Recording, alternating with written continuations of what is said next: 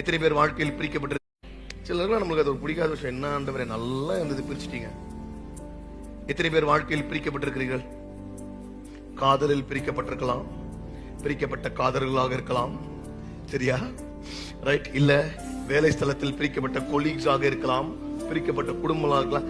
God actually sets us apart. நீங்க இந்த டைமண்ட்ஸ்லாம் எடுக்கிற ப்ராசஸ் நீங்க பாத்துக்கிறீங்களா தெரியல.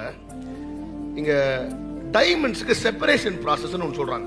என்னன்னா, இந்த வைரக்கல்ல எடுக்கும்போது பாத்தீங்கன்னா நார்மலா பல கல்லுகளோட இந்த வைரக்கல்லும் மிக்ஸ் ஆயிருக்குமா.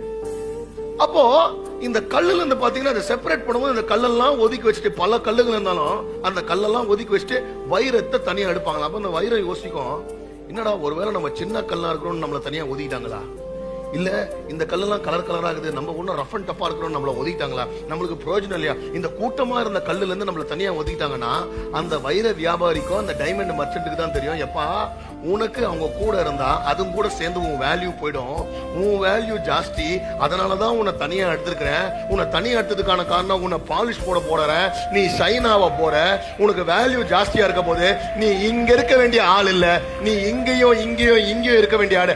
அதனாலதான் உன்னை இந்த கல்லுங்கள இருந்து உன்னை செப்பரேட் பண்ணிருக்கிறேன். இன்னைக்கு I want to tell you, if God is separating you from other people, it means you are a diamond. எத்தனை பேர் சொல்லுங்க, I am a diamond? Hallelujah.